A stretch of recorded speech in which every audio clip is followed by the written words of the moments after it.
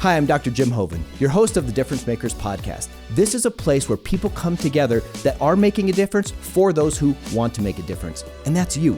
We're bringing thought leaders together in a sense of fusion where ideas and concepts and personalities are all driven together into one place at one time. And this is no different. In this episode, you're going to see cool things from cool people making a difference.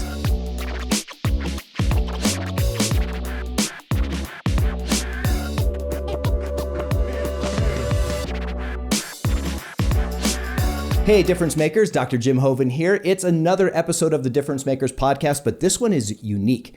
So as you guys know, we've been doing this over 200 times now. What I get to do is the coolest thing in the world. I talk to amazing people that are making a difference in the world one way or another. And today, you're going to hear live, well, assuming this is live, or it's going to be live for you. If you're watching this, you're going to see test results. And if you're listening to it, you're going to hear test results about me.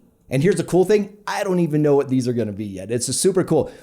I had the chance to go get a test done, a brain mapping of sorts, and we'll get into it in just a minute. But and so I wanted to see what was going on in my world, in my head, so to speak. It might be a scary place, Michela. We'll have to see about that. But she is going to tell me, Michela is my guest today, Michela Parisi, and she's going to share not only what she does, but then we're going to go through my results live. So hang on till the end. We're going to learn a lot about neurofeedback and neurocounseling, how things come together in this incredible episode. So without further ado, I want to get this thing started. Michela Parisi with Connected Brain is my guest today. Michela, thank you so much for coming in. Thank you for having me. I'm excited to be here. Are you sure you wanted to come in after looking at my results? Like, man, I don't know if I want to be too close to this cat. Oh, I love it. It's my bread and butter. I could talk to you about brains all day. So bring it on. All right, good. Yeah. Well, let's get started on that note. With when it comes to the brain, there's so much that's known and there's so much that's unknown, right? And what happens with trauma to the brain, what happens with if you're lacking nutrients or you're lacking water or you're lacking oxygen or you're lacking sleep or you're under influence, the brain gets affected by all of those things. Yes. How did you first get started in this amazing thing of trying to figure out the brain and then help people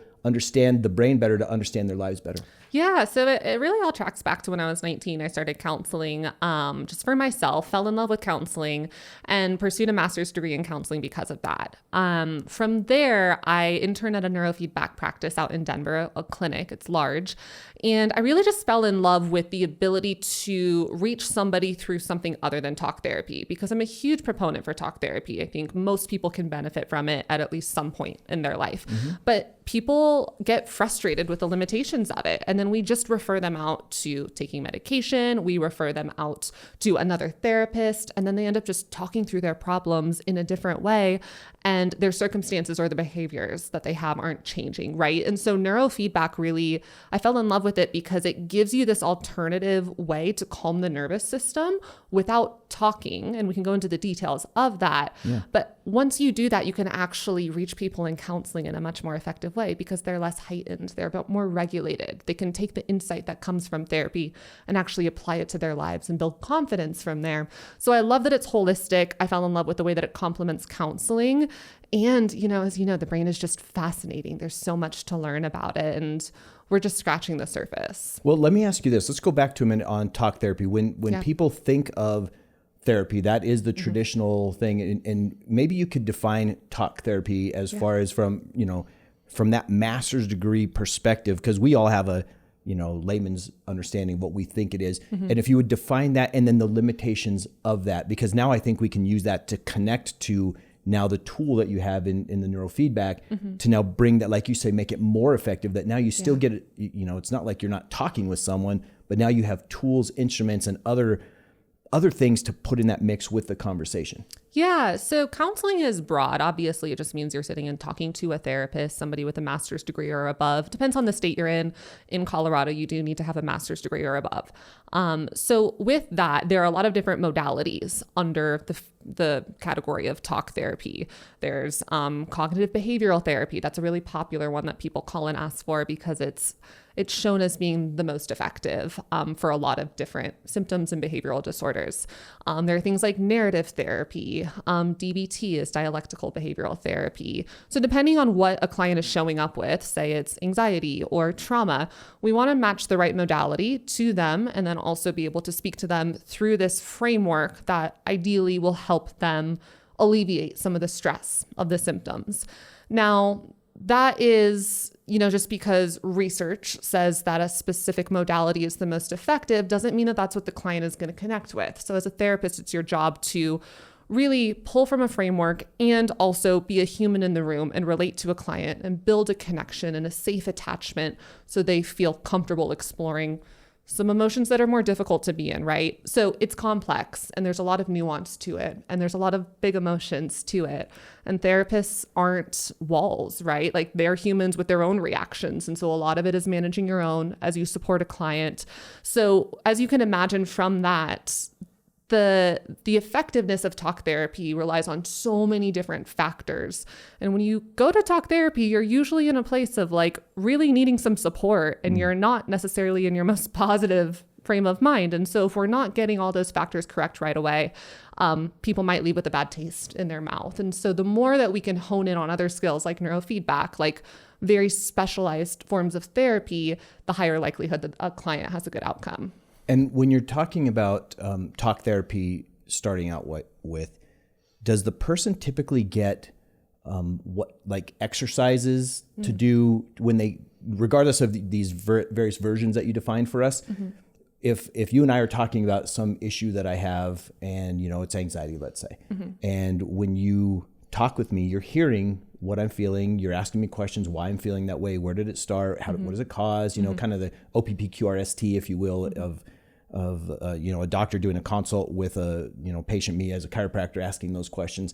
You're asking that in a way. And then at the end of that is the thing to say, okay, here's what you should try to work through that step 1, step 2, step 3, or is it is talk therapy more of an engaging to try to let them talk it through and then let it matriculate back through their brains in a way that they figure out the solution themselves, or a combination? Yeah, so it really depends. There are some more constructive forms of talk therapy, such as if you're working with somebody who has schizophrenia, you're not just going to ask them to build awareness and hope that creates behavioral change.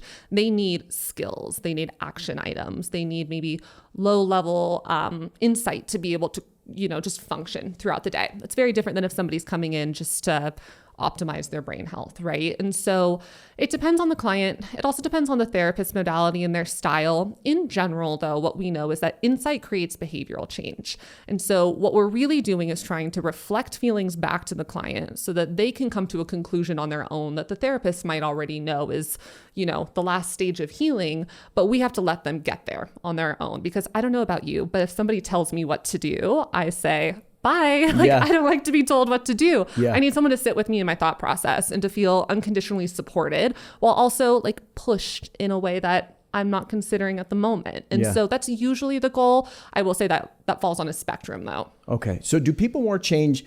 I know in the kind of coaching stuff that I do with folks and with our team here and even with myself, the results for me are found outside of my comfort zone. But I could see in what you've just shared with me, when you're dealing with some of these really personal issues, the results, I don't know if they come, at least at first, till you get momentum out. If you're pushing me outside of my comfort zone, or if you need to push me inside my comfort zone to make a change that I really believe I can make. Have you seen that? Or have you noticed that there's any kind of propensity to or maybe it's personality driven, man, this cat, I got to push them to get results. And this one, I got to let them move at their own pace. It's a really good question. And I do think it depends on the person, right? Certain people need more structure. They need more guidance. They need to be pushed because they aren't pushing themselves out of their comfort zone. Others are pushing themselves so much and they're exhausted that they need permission to reel it back, right? And so, yes, it is case by case, but also there is a degree of you needing to be sick and tired of your own bullshit, I don't know if I'm allowed to say that. Yes, your you own are. stuff before you want to create a behavioral change, because it's hard. It's not simple. Otherwise we would just go do it. So whether you find that internally or externally, doesn't really matter, as long as we find enough discomfort that there's a reason and you have leverage to create a behavioral change that suits you, right? It's not suiting those around you or, your therapist. You're doing it for yourself. And that process, navigating all of that is complicated and it takes time. And it probably is maybe you could consider it a ball of yarn, might be one analogy, or an onion where there's lots of layers. Because, obviously there is a monster industry out there on self-help, motivation, self-improvement, of which I am a huge fan. I've been doing it since I was 24 years old. And at 56 now, I've spent probably tens of thousands of dollars at this point and followed so many people. And it's been a game changer for me. But yet I've never been into official therapy. And I've experienced some pretty radical losses in the last, 2-3 years.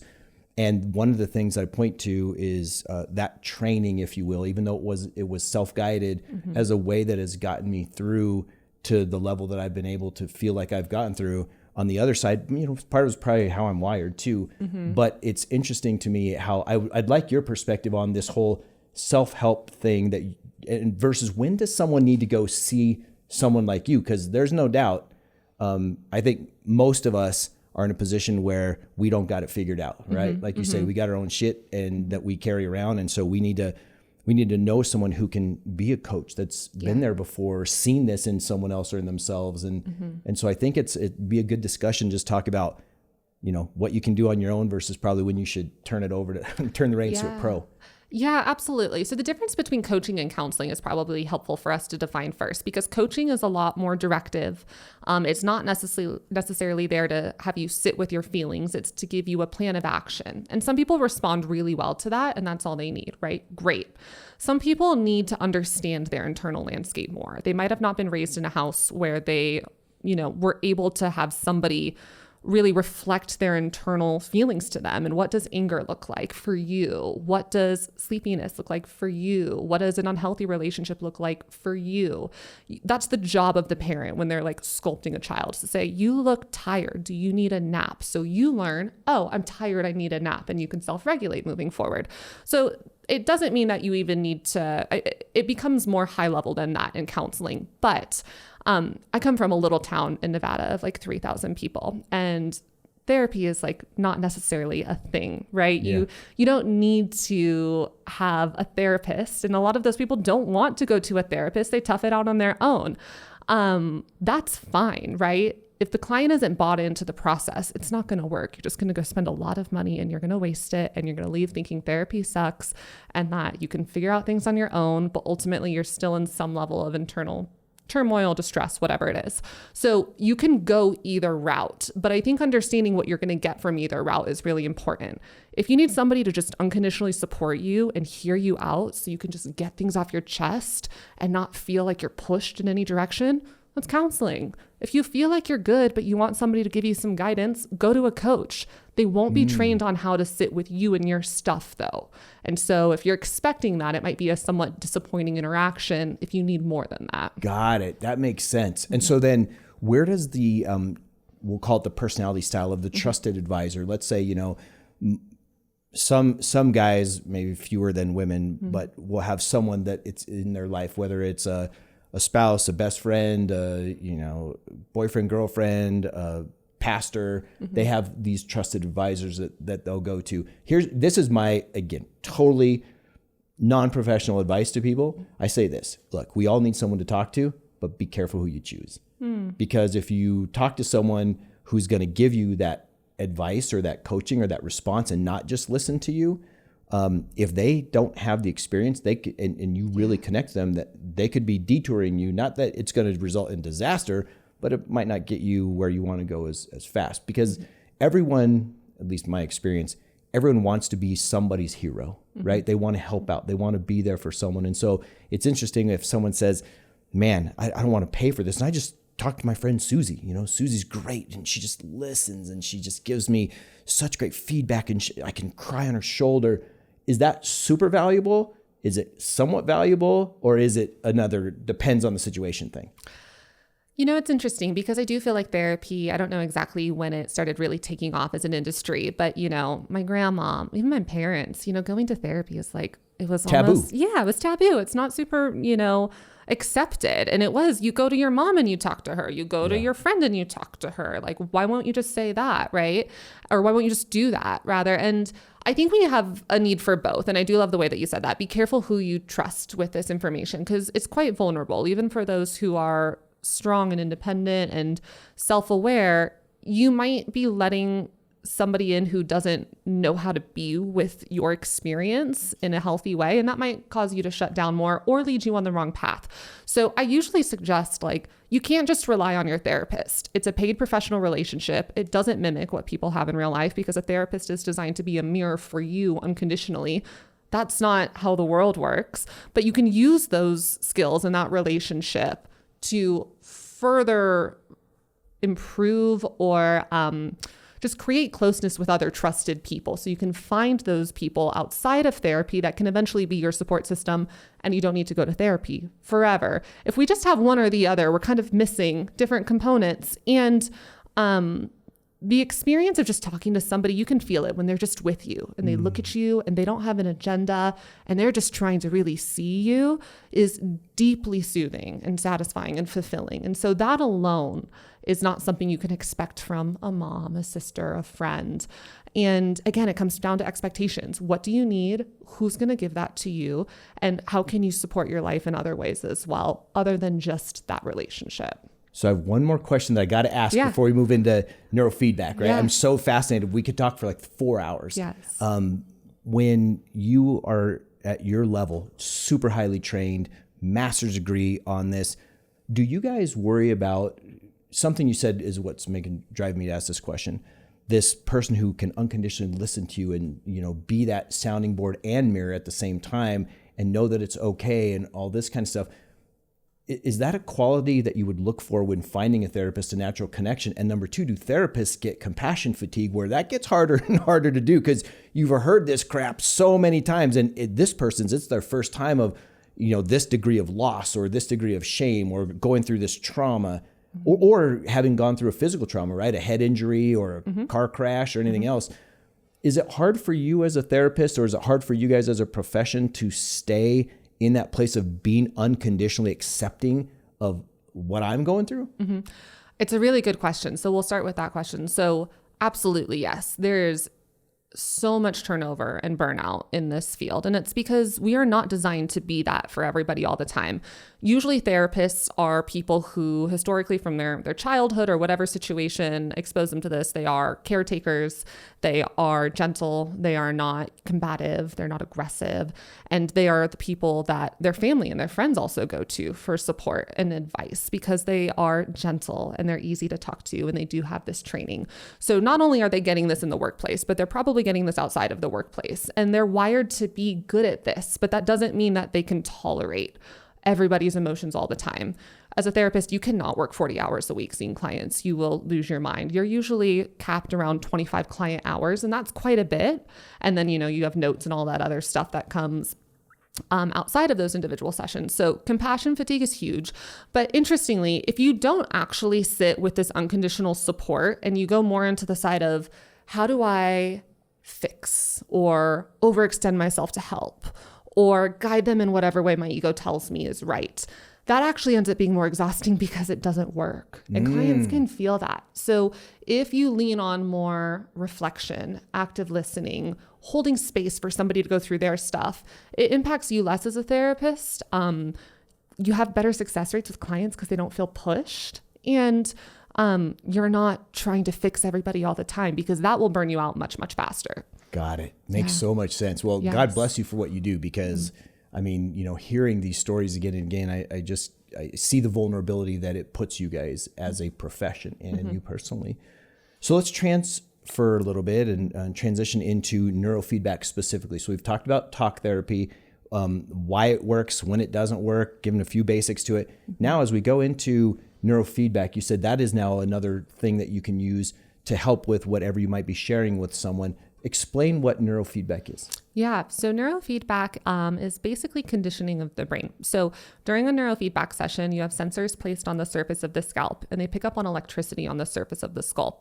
So when neurons are firing in your brain at all hours of the day, you get these really small signals that travel through the surface of the scalp, and these sensors pick up on those. So depending on the speed and the location, certain symptoms will come up. For example, if your left prefrontal cortex above your left eyebrow is working too quickly, you might have tendencies towards towards OCD or ruminating thoughts, like a song that's stuck in your head that you can't get rid of. And that might drive you crazy. So if we're trying to train that pattern down, we'll have sensors there. And then you'll be just sitting watching Netflix with your eyes open for about 15 minutes. And then you'll close your eyes and listen to music for about 15 minutes. As that activity lowers just the smallest amount, you're rewarded. Your brain is rewarded with Netflix getting brighter if your eyes are open and a ding or whatever the feedback is. Your brain learns over time with a lot of sessions, like 40 plus. Oh, if I keep lowering this activity just a small amount, I keep getting this reward.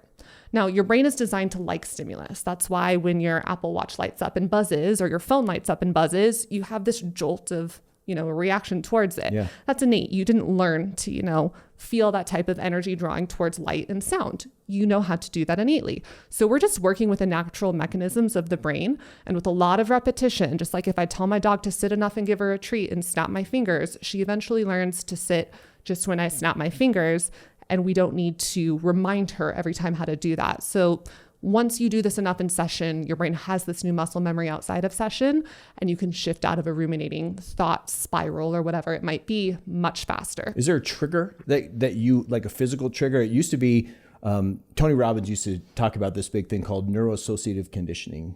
Actually, it was a version of that, but basically you could take and he and other people recommend that you put a rubber band. Yeah. And when you were going into a negative place that you consciously said, man, I don't want to be here. When that thought happened, you would snap the rubber band on your wrist and you'd be like, okay, get me back in the moment.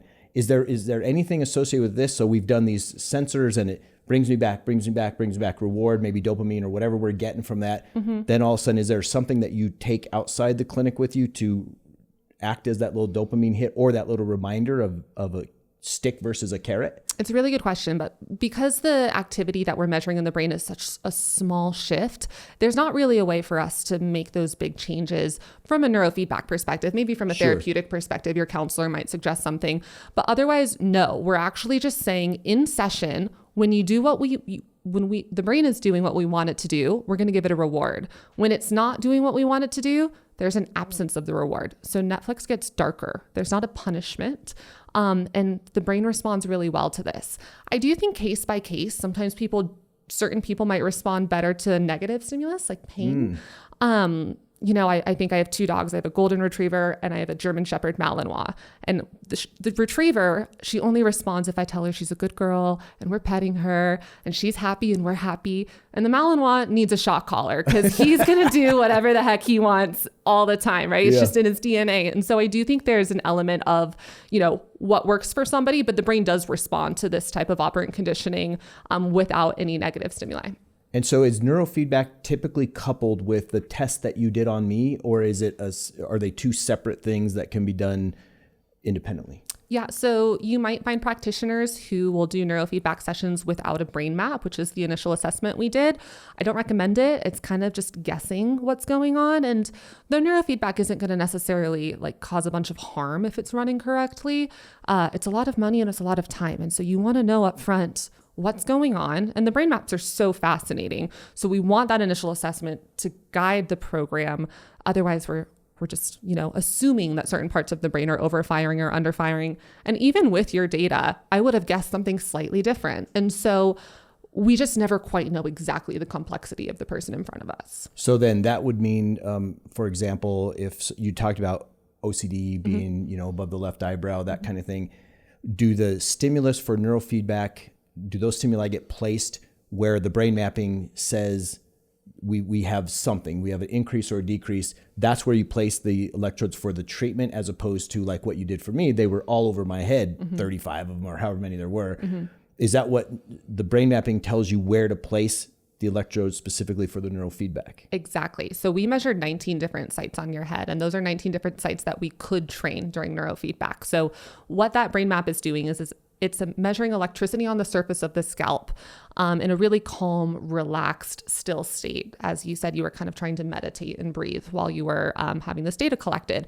So once that data is processed, it gives us a good baseline as to what's going on. And then we know from there what sites we either need to bring up in activity based off of what we know feels good, or down in activity if that's more of what you need. And so the beautiful thing about this, we didn't really hit on this, but I think counseling, thank God for mental health, people like Michael Phelps and Simone Biles and all these other people, these high profile athletes especially, are coming out about the importance of mental health, not only at that highest levels, but at every level. And so I think where this conversation naturally goes is, if you got a brain map done, you might see things that you don't even feel yet. You might get ahead of some things, and then you can decide either whether neurofeedback is an answer or whether just talking, because of what you as the professional would see in that, or some combination or whatever. Or if you start experiencing something, it'd be like saying, boy, I took an x-ray of someone's spine and I see degenerative change there. They feel fine right now, but I get to tell them, hey, look it,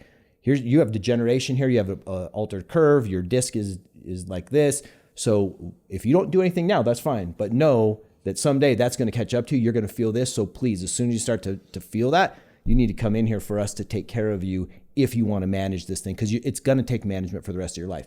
Is that some of the options that a person has if they come in to get the brain mapping like I did, and then the kind of the report that you're going to give to me? Yeah, it's a really interesting analogy. And I do love the way that you're saying you need to get in front of these things. I would even push it to a slightly different perspective, where the brain map is going to give you language to understand things you probably know about yourself, but maybe haven't quite been able to put words to. For example, I myself went through 10 plus years of therapy. I had a master's degree in counseling. I was trained in neurofeedback, had my own brain map done.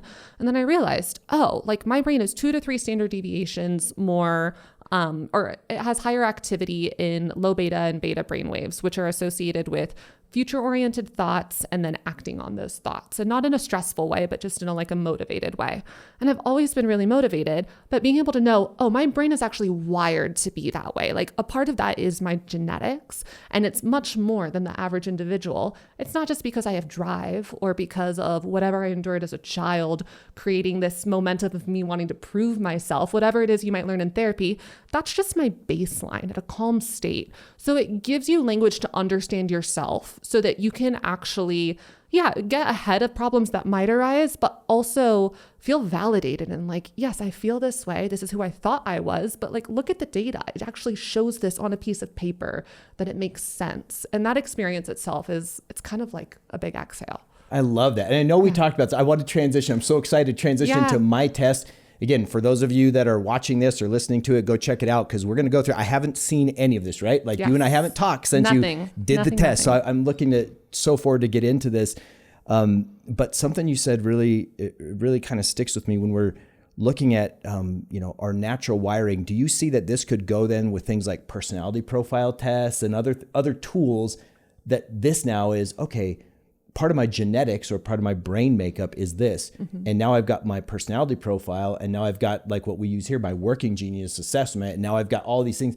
All these things together can help us be as self-aware as possible and how to make the best of our lives. Is that something that you subscribe to? Yeah, absolutely. I mean, different patterns do tend to fall under certain categories of personality traits. Like somebody with a lot of fast wave activity might trend towards a more anxious attachment style. And so those are conversations we have.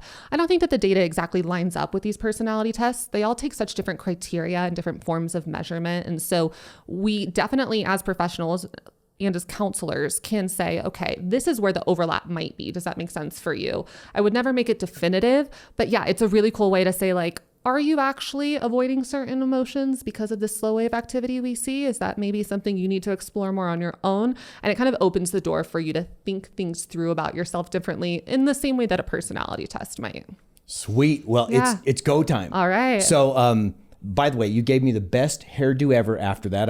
I'm sure Gabe's going to throw it in there somewhere if he possibly can, of hair full of gel for 30 minutes or whatever the thing was. So thank you for that. Took me a while to go into the bathroom and try to wash all my hair out. Happy to do it. A little hair, not a lot of hair. But anyway, I really, what I'll tell you as we go into this, trying to go through the process, it was actually it took energy to relax, because you'd asked me to just kind of stay relaxed and focus on one point for a period of minutes, eyes open and then eyes closed. And to the only way I could do that was to try to get into a meditative state, because it would be easy and then it would flood in and out, and trying not to blink and all these things. It was fascinating, the process of it. And I'm like, okay, so, and I'm literally asking myself this, well, I'm trying to relax. Am I creating more stress that's going to make my brainwaves go up? Like, am I messing with this test inadvertently? Yeah. All these little things are going through my mind. I'm like, chill out, bro.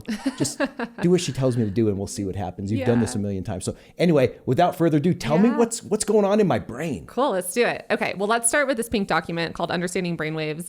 And I know Gabe will put this up on the screen for y'all. What I want to start with is just a little bit of education as to what the brainwaves are, so that when we look at your data, it all makes more sense. So we're going to keep this relatively brief. But what we're looking at over here on the right is the speed of each brainwave. And we measure that with something called a hertz. A hertz is how quickly a brainwave goes up and down within 1 second. Now, depending on that speed, we lump it together into a group called a band. So we have a delta band that has 0 to 3 peaks within a second. So these long, slow brainwaves that might show up, all the way up to a high beta band where we have a lot of peaks within a second, somewhere from 20 to 35. So depending on the speed and the location, it's kind of like a puzzle we put together to go, okay, you feel anxiety. The speed and the location here usually feels like anxiety. So what we're going to start with is delta. We're just going to go through this band by band, and I'll go into this in more detail when we look at your data. We'll keep this simple for now, but delta is usually what we see in a deep sleep state. So during your data collection, you were awake with your eyes open and then your eyes closed. I don't want you falling into a deep sleep state while you are awake. That can be indicative of a handful of things. One, head injuries. When you have a physical blow to the head, your brain slows down to this deep restorative state where you can filter out toxins, you can repair, recover, restore, consolidate memories. That's what should happen in a deep sleep state. If that's happening while you're awake, we need to understand, why is the brain trying to shut down so much? Could be a concussion or some other type of brain trauma. Mm-hmm. And physical trauma, but also emotional trauma. Sometimes people will shut down to a degree, and it's a really common trauma response, almost like disassociation or avoidance. It's part of the cycle of processing trauma, actually. So I don't want to necessarily normalize it, but it's not uncommon.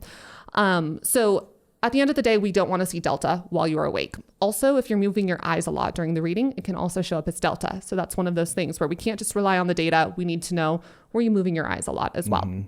Moving forward, beta is 4 to 7 hertz. This is what we usually see when somebody is in stage 1 of sleep. So that sleep where you're like drifting off, but you can kind of hear, somebody walking in the house or your dog moving in bed, but you aren't alert and focused. That's usually where theta shows up. Alpha is 8 to 12. This is what we see when you're in a neutral meditative state. So you are not necessarily processing information. You're also not falling asleep. You're kind of just in idle, like your car is in neutral. This is where those meditation gurus and these kinds of folks, is this where they go? Exactly. So meta-analyses on Buddhist monks, they have a ton of alpha, specifically in the back of the head. And that's because they're so good. They've trained their brain through repetition. They weren't just born that way, through repetition, to be able to not have to take information in and think about it all. They kind of just let it come in and they let it go out. Like clouds, as they say, right? Every thought is like a cloud. Just when you're meditating, just let the cloud go by. Exactly. Let the thought go by like a cloud. Exactly. And when you're staring at a wood burning fire, you actually increase alpha. That's why it's so easy to, stare and kind of get mesmerized in that trance of watching fire burn. So there are ways that these brainwaves actually show up naturally as well. Fish tank too? Fish tank, it's a good question. I haven't seen that one, but I'll look into it. I'd imagine so. They're relaxing to look at. They are kind of relaxing to look at, but the fire, I totally get it. Yeah. Totally get it. Same thing. Yeah. And it feels good for most people to be in this state. It's a calm state. Beta is 12 to 20. This is what I was telling you. I found out I had a lot of myself. It's where you're thinking future-oriented thoughts. You're planning ahead. I need to get in the car at 9 a.m. to drive down I-25 to be at the office by 9:45. And then beta is 15 or 16 to 20 hertz. That's when you're actually getting in the car, closing the door, starting the car, going to work. Okay. So actually acting on those thoughts. What's important to notice about these is that they aren't driven by stress or anxiety. This is almost like a flow state. You're getting things done. You feel motivated. You aren't stressed out as you're doing these things. When we get stressed, that's a high beta state. So a 20 to 35 hertz range. This is fight or flight. It's, a couple too many cups of coffee and you're stressed as you're getting in the car and you're running late and you're worried about what your boss is going to say once you get there. It's driven by cortisol, adrenaline, and often this is what people who experience trauma, they're kind of frozen in this state and you can feel the stress of that from people around you often. And so our goal is usually to have them shift out of that state when they don't need to be there. If, somebody swerves in front of you on I-25, I want you to have a jolt of stress so that you can think quickly and get out of the way to safety. I don't need you having that just while you're driving to work on a calm commute. If someone has this Is it typically something that has been conditioned into them as opposed to something that they're hardwired with?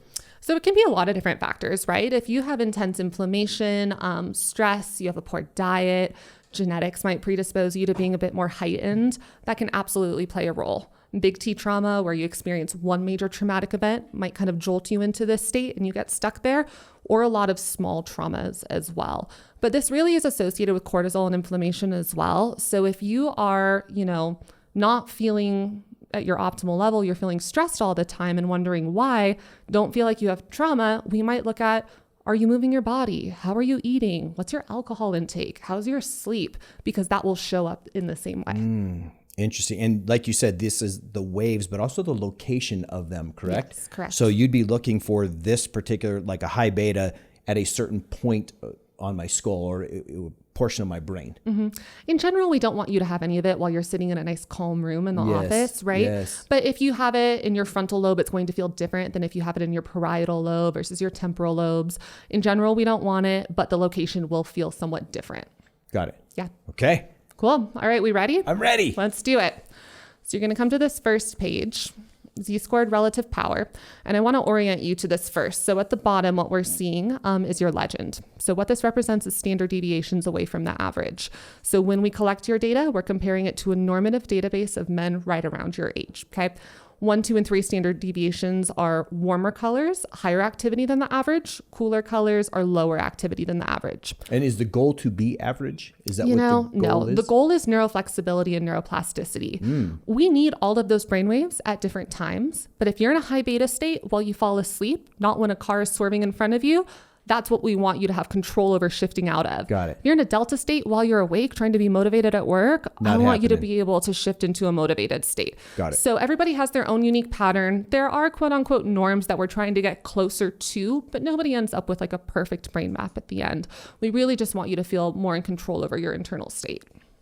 Love it. Yeah. What's it showing? All right. So we're going to go through this nice and briefly. So what we're seeing at the top here in this top line, 1, 2, and 3 hertz, and even into 4 and 5 hertz a little bit for you. If you remember from the other document, 0 to 3 hertz is a delta brainwave, and 4 and 5, 6, and 7 would be theta. So what we're seeing is that your brain, for some reason, is trying to slow down while you are awake. And this is your eyes closed reading. So I have a few questions for you for us to figure out what exactly is going on. 1, do you have any history of head injuries, even minor head injuries?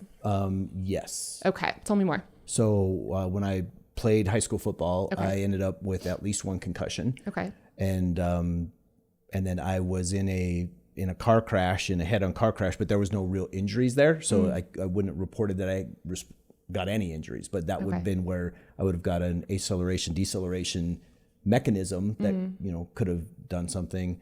I've had a couple falls snowboarding, even with a helmet on, but you hit the back of your head. Okay. But again, nothing. The worst one was in high school where I needed. We used to call them AM caps. They're ammonia caps, and when you're kind of knocked out, they get back on the field, sniff this, and go. And so that's the extent of it that I'm aware of. Okay, makes sense. So I would imagine that some of this activity that we're seeing here, which is like 1 ish to 1.5 standard deviations and 2 in some spots there above the average. This is while you're awake, right? You're in an alert state trying to meditate and your brain is trying to slow down into a deep sleep state. So potentially some of this activity is due to head injuries previously. Your brain might be still trying to recover from some of that. There's a lot of research coming out on even minor head injuries, like from childhood and early teenage years, impacting mental health, depression, anxiety, motivation. So it's not something we want to ignore. A few other questions for you, because there probably is more than one circumstance contributing to this delta.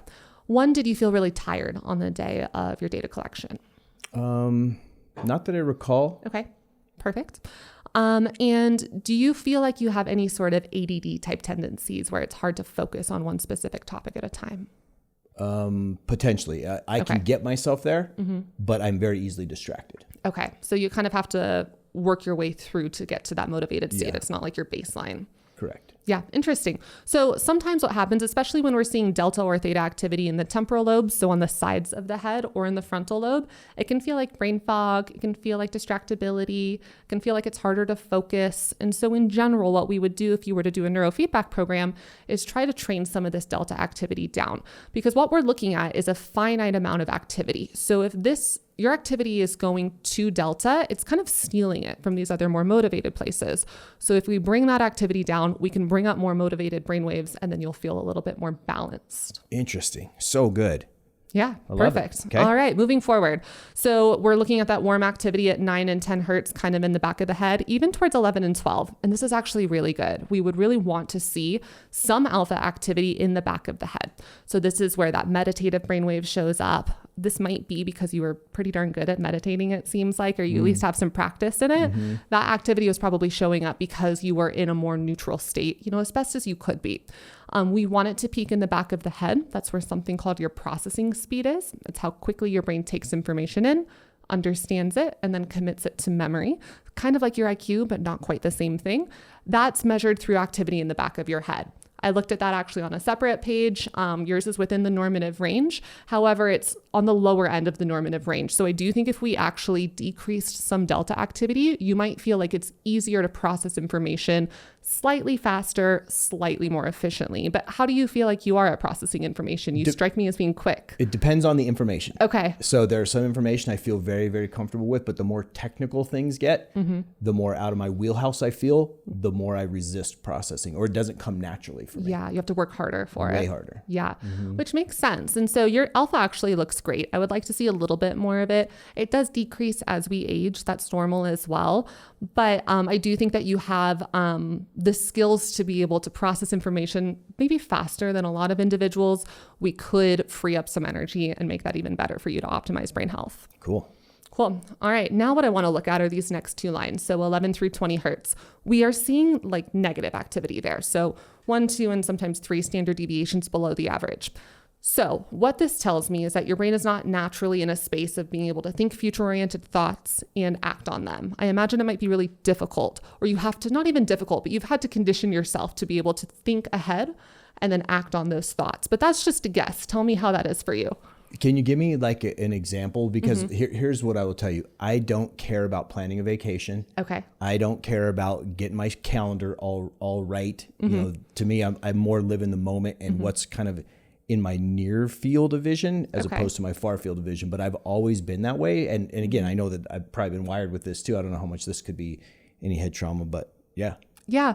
Well, it's an interesting point there. And so I guess I'm curious, do you feel like you're that way because it doesn't feel natural or like your strong suit to plan ahead, or just because you don't enjoy it?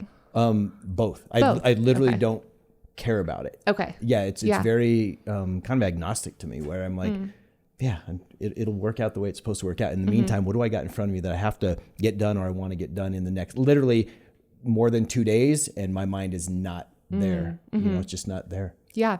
And yet here you are, you're very successful in your work. You are energized and motivated. So it's very interesting how these patterns show up, right? So what we know is that it feels good to have a little bit more of this 12 to 20 hertz, specifically in the frontal lobe and towards kind of the frontal lobe, the prefrontal cortex, and a little bit in the middle of the head. So if we had that activity, you might feel more drawn to thinking ahead from a natural space, not from like a pressure, but because it feels good to plan the future. And feel motivated to get things done without white knuckling your way into it. Yeah.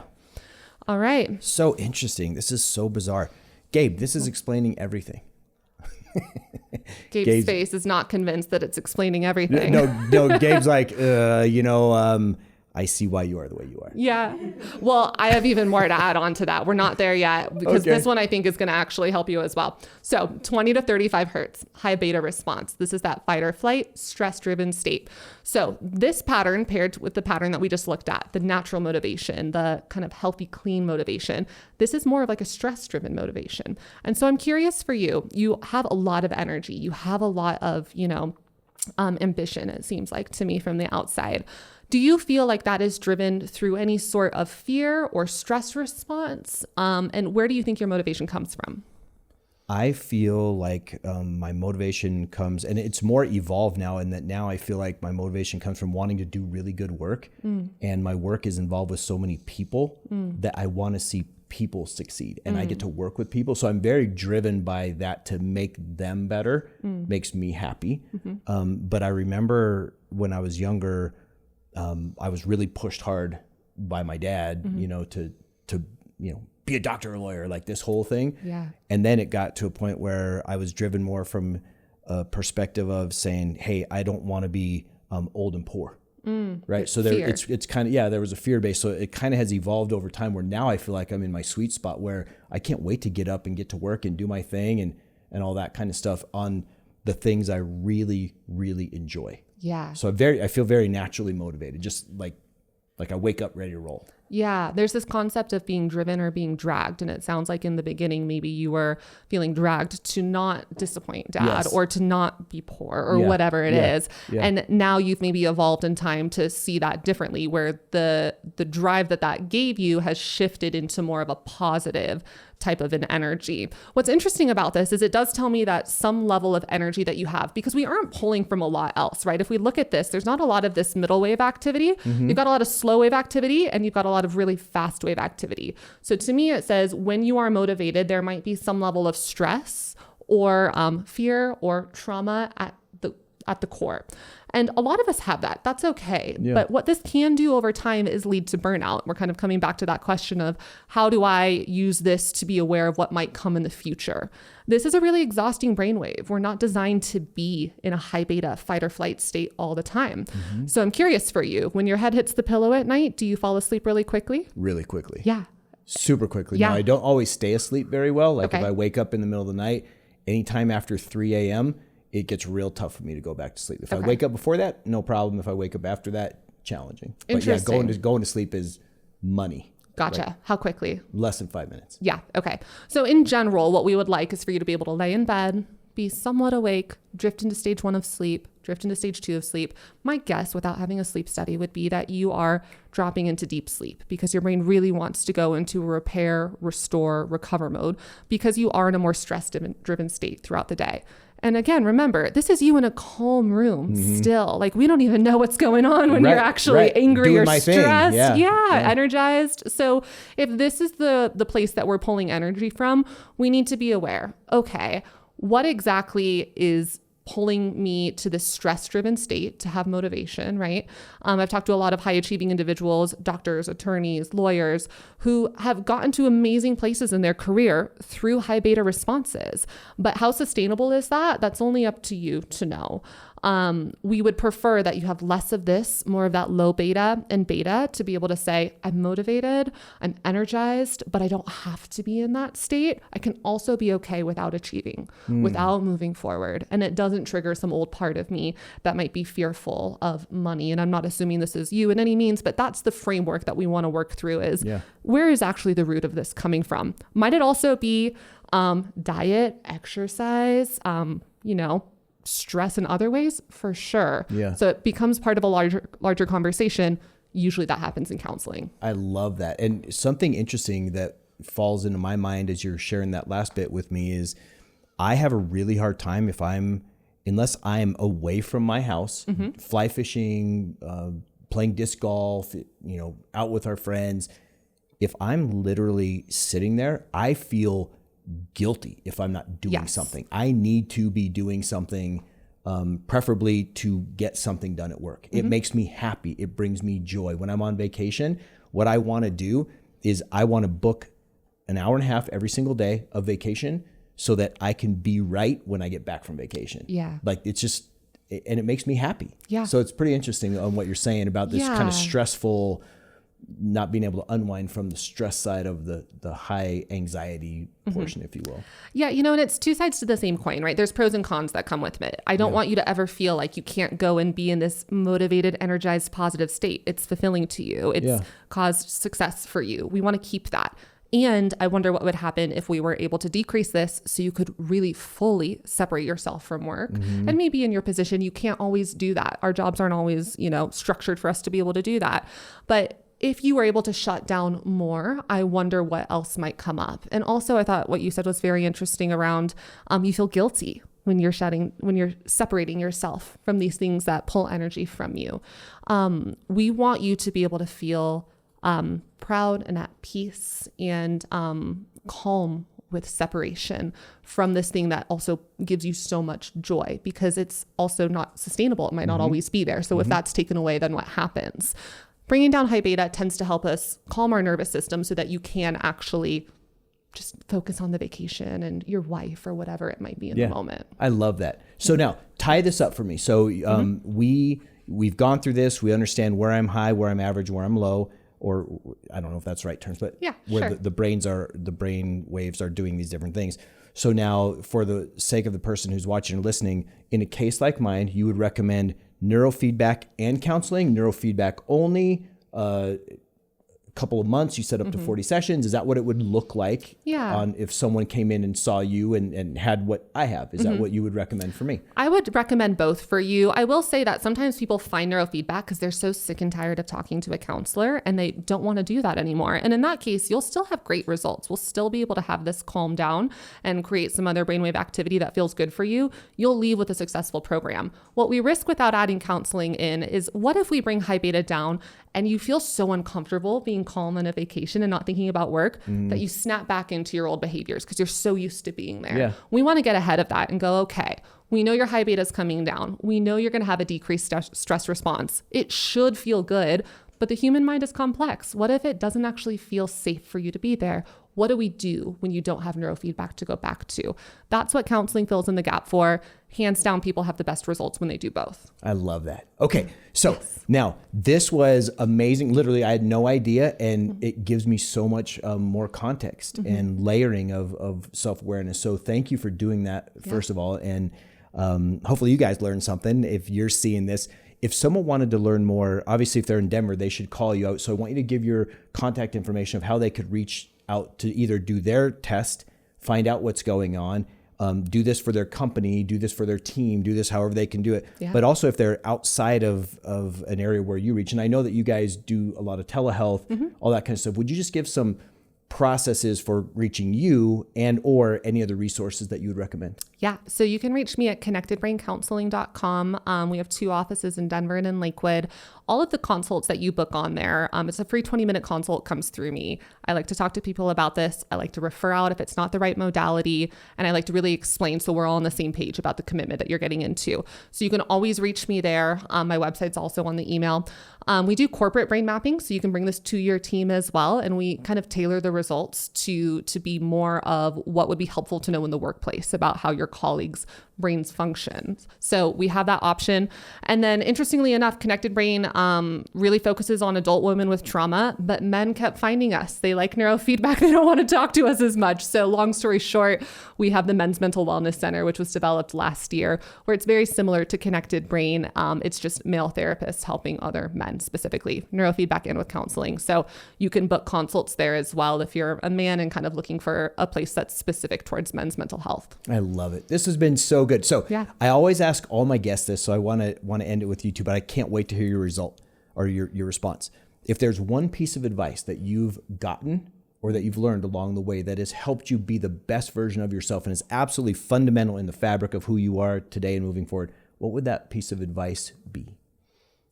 So many pieces. The first one that comes to mind was something my dad told me in my early 20s, which I forget exactly what I was going through at the moment, probably some breakup or something, it's traumatizing to a 21-year-old. And he asked me what myself in 5 years would want me to be doing right now. Like, how big would this issue be 5 years from now and then 10 years from now? And I tend to be quite heady. I like logic. I like thinking. I'm very emotional at the same time. So I can get very wrapped up in my own stuff. And I think when you have this zoomed out perspective, you're able to make decisions that your future self would thank you for, and ground yourself in a way that's much less personal. So that's something I fall back on with clients as well. Like 10 years from now, what are you going to hope you're doing in this moment? It never ceases to fail me. I love that. This has been such a great conversation. Thank you for sharing my results with me. Hopefully you guys learned something. And if you liked this, please give us a 5-star review. And there's going to be some show notes. We'll make sure that all that is linked. But follow us. We want to make a difference in your life so that you can make a difference in the lives of others. Oh, something else. If there's a show that you would like done, or if there's a topic you'd like shared or us to investigate and bring someone in, let me know. You can reach me. My email is jim@ramoslaw.com. And I'll get back with you. We'll put something together and make sure that we can get you information on that as well. So, man, I'll tell you what, Michela, I can't thank you enough Thank you for having me. Sharing Yes. this, and it's just been so good. I've got a lot of things now that I get to work through and on, and you and I are going to talk more about that. And in the meantime, you're going to help me make a difference. And I hope until the next time we talk, you continue to make a difference as well.